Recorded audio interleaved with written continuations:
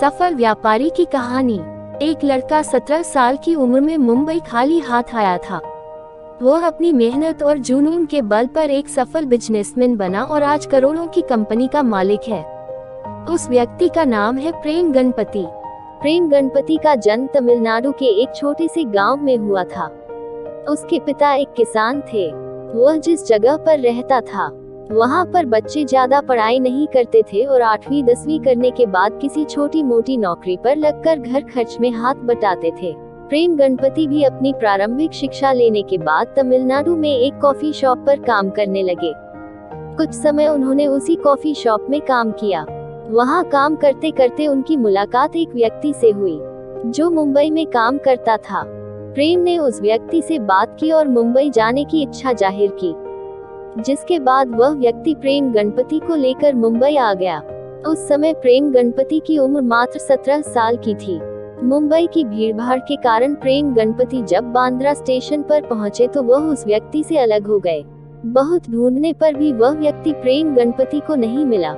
उस समय उन्हें सही से हिंदी भी बोलनी नहीं आती थी। वहीं पर प्रेम गणपति की मुलाकात एक तमिल व्यक्ति से हुई, जिसको प्रेम गणपति ने सारी बात बताई तो उस व्यक्ति ने प्रेम गणपति को कहा कि तुम्हें चिंता करने की कोई जरूरत नहीं है, मैं तुम्हारी तमिलनाडु की टिकट करा देता हूँ, जिससे तुम वापस अपने घर पर जा सकते हो। पहले तो प्रेम गणपति को काफी सुकून मिला कि कम से कम वह अपने घर तो पहुँच जाएगा। लेकिन प्रेम गणपति ने सोचा कि वह अपने घर वापस जाने के लिए थोड़ी आया है। माना कि जो व्यक्ति ने उसे लेकर आया है वह व्यक्ति उससे बिछड़ गया, लेकिन वह मुंबई में काम करने और अपनी स्थिति को सुधारने के लिए आया है। तब प्रेम गणपति ने उस व्यक्ति को कहा कि अब मैं वापस तमिलनाडु नहीं जाना चाहता, मैं मुंबई में रहकर ही कोई काम ढूंढकर काम करूंगा। इसके बाद प्रेम गणपति ने मुंबई में काम ढूंढना शुरू किया। शुरू में किसी ने भी प्रेम गणपति को काम पर नहीं रखा, लेकिन काफी ढूंढने के बाद प्रेम गणपति को एक बेकरी में बर्तन धोने का काम मिला। प्रेम ने बेझिझक वह काम किया और कुछ समय के बाद प्रेम वहां से काम छोड़कर टी शॉप पर वेटर के रूप में काम करने लगे। टी शॉप में काम करते करते प्रेम गणपति को कस्टमर सर्विस का काफी एक्सपीरियंस मिला, जिसका उन्होंने बाद में काफी फायदा उठाया। प्रेम गणपति चाय की दुकान में आने वाले कस्टमर से बहुत अच्छे से पेश आते थे, जिसके कारण उस दुकान में कस्टमर आने बढ़ गए और सभी कस्टमर प्रेम गणपति को ही सर्विस के लिए ढूंढते थे। प्रेम गणपति को कस्टमर बहुत टिप देते थे। उसी चाय की दुकान में एक कस्टमर आता था। उसने प्रेम की कस्टमर सर्विस से खुश होकर एक टी शॉप खोला और प्रेम गणपति को पार्टनर बनाया। प्रेम गणपति की लगन और मेहनत से वह बिजनेस भी चलने लगा, जिसके बाद उस व्यक्ति के मन में लालच आ गया और वह सोचने लगा कि बिजनेस में सभी पैसे उसने लगाए हैं तो वह प्रेम गणपति को आधा पैसा क्यों दे। इसलिए उसने प्रेम गणपति को बिजनेस से निकाल दिया। इसके बाद प्रेम गणपति वापस बेरोजगार हो गए और काम की तलाश में थे। तब प्रेम गणपति ने सोचा कि अगर कोई दूसरा व्यक्ति मुझ में इतना विश्वास रखता है कि मैं उसका बिजनेस चला सकता हूं, तो मुझे खुद के ऊपर भी विश्वास रखना चाहिए। प्रेम गणपति ने इसी विश्वास के साथ 1000 रुपए की अपनी जमा पूंजी से मुंबई के वासी में अपना इडली डोसा का स्टॉल लगाया। प्रेम गणपति की मेहनत से वह स्टॉल बहुत चलने लगा। इडली डोसा स्टॉल से उनकी काफी कमाई हो रही थी, लेकिन रोड पर स्टॉल होने के कारण नगर परिषद के लोग उसे काफी परेशान करते थे।